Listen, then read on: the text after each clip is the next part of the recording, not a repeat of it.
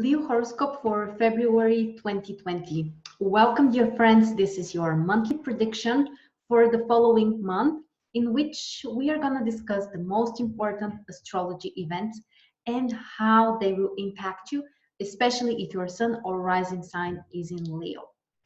So let's talk about the most important tendencies of the month. First of all, Mercury turns retrograde on the 16th. So obviously that's something very important we have to consider. But I would like to encourage you not to put everything on hold. After all, life goes on, and we shouldn't be kind of scared or terrified by this transit of Mercury. We can have a benefit from that. And in this video, we are going to talk about it because Mercury will be retrograde in Pisces, which is a very spiritual position, very positive one for self-analysis, for self-healing and exploration. And we combine this also with the new moon in Pisces and this magical sextile between Jupiter and Neptune. This is my personal favorite aspect of the month and one of the greatest ones during the whole year. A very spiritual, very positive, very healing combination. So overall, the tendencies for the month are more about reflection, slowing down, getting to know your own desires better, healing yourself, or even finding more time for relaxation. It could encourage creative activities. It can help you to be more creative. But overall, we shouldn't have this attitude like the constant hustle. It's better to relax and slow down a little bit. Mars and Venus are also changing signs, so obviously we'll discuss that as well. So we know the general theme of the month, as we already mentioned: healing, exploration, self-reflection, and so on. Now let's check each day and what it will bring to us. The first major event during February is on the 2nd. Positive aspect between Venus, which will be in your 8th house, Leo, and will have a sextile with Pluto in 6th house.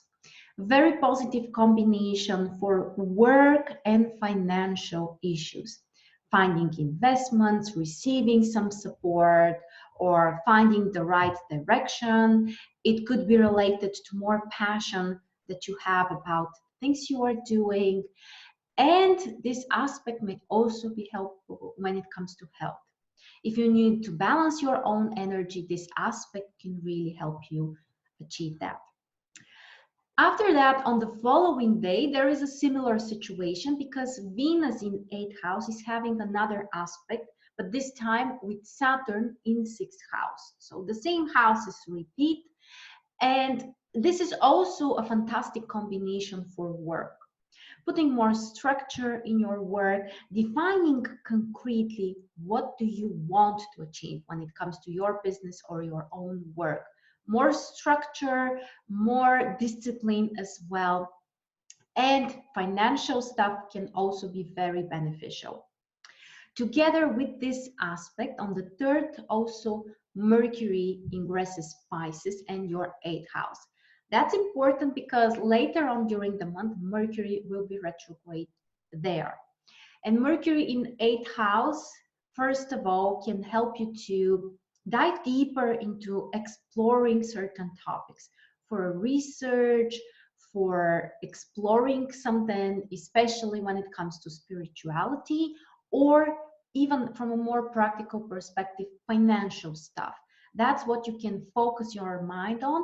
But be cautious not to fall into the trap of some negative thoughts or too much doubt or worries, because sometimes Mercury in 8th house can bring such tendencies.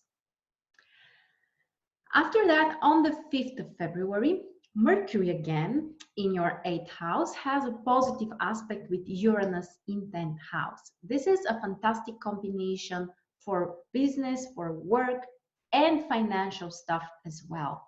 Finding original ideas, solutions, new tasks, new projects when it comes to finances and business. It might include investments as well, or attracting support from other people, or just finding something new that you would like to plan, to schedule, to materialize when it comes to your business and career. Overall, this aspect can first of all be very productive and exciting at the same time. Later, on the 7th, Venus is moving to your 9th house. This is a very nice position to enjoy some time traveling or planning to travel. And also when it comes to your dreams, your goals, you might be more romantic. You might just enjoy this process of visualizing, of setting up some new goals. So overall, that supportive position. And on top of that, while Venus is in Leo, it will have a trine, positive aspect. Sorry, in Aries, it will have the positive aspect with Leo. So this is a very nice exchange of energy, which can also help you enjoy your time, what you're doing, your goals more.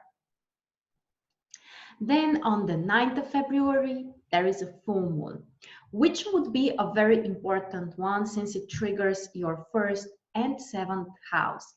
The full moon in Aquarius, Leo. This full moon can allow you, first of all, to change something when it comes to your personal life, your own plans and goals, your interactions with other people. And if there is something that you would like to release, this would be a great time. For example, a relationship, a communication with another person which is not healthy, not bringing you positive experiences, now can be a great time to put the end of it or take a conscious decision to transform it in some way. But keep in mind that here the moon is the one which shows where the major change can happen, and the moon is in 1st house. So it's important to think about what can I change about myself, not to try to change the other person. Usually that's kind of impossible, but you can change yourself, your own reactions, your own behavior, how you connect emotionally to other people, which eventually changes them as well. But the major focus should be on yourself. After that, the 16th of February, which happens to be one of the most important days during the month. First of all, Mercury turns retrograde in your 8th house. And Mercury will be retrograde for approximately 3 weeks.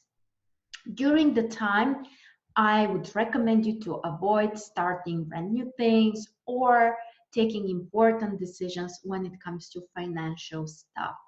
Things might be messed up, you can forget about something, there might be misleading information, or things may not go according to your plans. So no giving and taking money, including from banks or investments or insurances. Even when it comes to some health procedures, you have to be careful. Obviously, if that's about something serious, you should always analyze the whole chart, personal prediction, and so on. But this is one red light that you need to probably avoid the important steps in those areas. What would be a positive way to use this aspect, this transit, is self-exploration, working with the past, especially on an emotional level. If there has been some kind of trauma, some kind of pain or disappointment, now you can take it and release it and heal it. Especially when it comes to working with the subconscious mind, with the past. Pisces is a very spiritual position, and this aspect may allow you to feel and understand things from a different perspective, which may be very, very constructive and positive. On the 16th, also Mars is ingressing your 6th house, and it will stay there for approximately 2 months, which is a great period to concentrate your actions on work, responsibilities, and things that you are supposed to do. It might include more focus on health as well. From one side, you may take concrete steps to improve it. From another side, sometimes Mars can bring issues like sudden inflammations, higher chances for traumas or hurting yourself. Of course, you always have to check the aspects. Is Mars making some stressful aspect with your personal planet while it is transiting your sixth house? That would show you if there are really higher chances for that. Otherwise, you shouldn't be worried. And with Mars in sixth house, as we said, focus on work, on obligations, to do more the things that are important. All right, then on the 18th of February, transit Sun ingresses your 8th house and will stay there for approximately 1 month.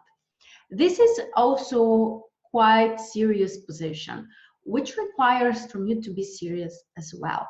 You may find yourself a little bit more dramatic or pessimistic, and that's normal. Just keep in mind that it will pass. But from the positive side, this position can also allow you to explore something, to get to the root of something, to transform something, even to heal something. And of course, that's always the best alternative, the more positive alternative, to work consciously on healing something and releasing that. Keep in mind that Mercury is retrograde there for the first couple of weeks. So even though the focus is on those things, the healing, the financial stuff, the transformation, you have to be cautious. You have to take slow steps and probably first of all work with the past, release the past. Later, the 20th of February is the other important day during this month, my favorite one, as I already said, because we have this amazing aspect between Jupiter and Neptune. In your case, the houses which are triggered are 6th and 8th house. Amazing opportunity for healing, especially if you're ready to use some alternative methods or psychology, or there are nowadays luckily so many approaches, methodologies, tools that you can try. Probably there is not one solution that would fit everyone's needs, but you can try like homeopathy, like energy practices. The Bach flowers are amazing as well. Even healing meditations. Start with something small. If you're not sure where to go to, just start with small things, listening to free meditations or just asking for advices. If you need that, of course, if that's something that you need, but balancing your health and your own energy is something you can truly focus on and work on during this amazing aspect. From a more practical point of view, the aspect can also be very positive for work. Inspiration about new projects, about new goals, things that you would like to achieve, even financially related, this aspect can help you. If you need more creativity in your work, the aspect is also very, very helpful. Okay, and on the following day, the 21st of February, there is a great aspect between Mars in your 6th house and Uranus in 10th. This is a great combination for business, work, something exciting, experimenting, trying new things. We still remember that Mercury is retrograde, but after all, as we said, life should not stop while Mercury is retrograde. And sometimes we just have to do something. So this aspect can bring this inspiration about concrete things that you can try, and most importantly, the excitement to do it. So business and work can be especially positive stuff to concentrate on around those days. After that, on the 22nd of February, another great aspect for business and finances, Uranus in 10th house in positive connection with the Sun in 8th house. Great time to experiment, to try new things, to focus and use your own creativity. Don't try to follow the ordinary steps, what everyone else is saying, what everyone else is doing. Try to do it your own way. Try to enjoy it and think about what would make you most excited about doing something at business, at your work that would provide more freedom, more variety in your life. That's all possible around this day thanks to this aspect. And then on the 23rd, there is a great position between the sun and the moon, which are joining together. There is a new moon in your 8th house. Very transformative, very serious, very deep position, which may allow you to transform something completely, but also to heal yourself, to put the beginning of a new healing process, to start something related to spirituality or exploring something or researching something, occult stuff, energy practices, that's all related to your 8th house. And probably here the best solution is to focus on something you have already done in the past and maybe restart doing it again, because Mercury is retrograde in Pisces as well. And on this day, there is another aspect, challenging one, between Venus in 9th and Jupiter in 6th house. This aspect requires some readjustment of your goals because your desires may change. You may need to work harder to achieve the things that you want. There might be some kind of frustration, but eventually that's what can motivate you to take some concrete steps. The major areas which are triggered here are your general goals. It could be plans about traveling as well, and also work. Then on the 24th, another positive aspect, again triggering career and work, because Mars in 6th house will have positive aspect with the Sun in 8th house. Great time for taking certain risks. Mars in Capricorn is not, the biggest risk taker. Actually, Mars in Capricorn does not like taking risks, but Mars is Mars, even in Capricorn. And when there is a positive connection with the Sun, you may take a very appropriate risk, which is not reckless, which is not irresponsible. It's just the right amount of risk.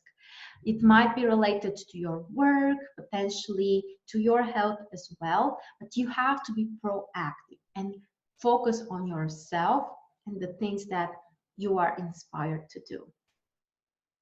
Then on the 25th, conjunction between Mercury retrograde and the Sun in 8th house. Amazing combination for self-exploration, for getting really deep to the roots of something, understanding, releasing, healing, a different perspective, a different mindset. It's all very intense. So use this energy to work on something which is very important for you.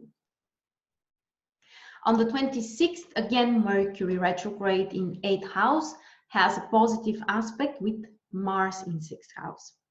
This is also a great time to take some action, to use your ideas and do something about them. Probably those ideas might be related to your past or something you have planned doing before, specifically related to work or health. And the 28th, again, Mercury, this time with Uranus in 10th house. Great aspect for doing something differently, planning things, reassessing things related to your business, to your financial plans and goals, and using this time to fix things that are not working. Maybe you need to do something differently, to plan, to reconsider your plans and goals. So do it around this day.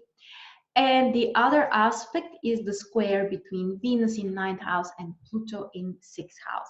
This can be a very dramatic, very intense combination. So the emotions might be a little bit out of balance, especially when it comes to your work, your business, or your future goals, your expectations, things that you would like to materialize.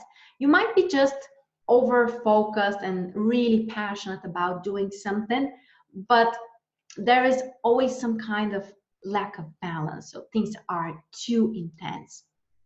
So don't over dramatize if possible.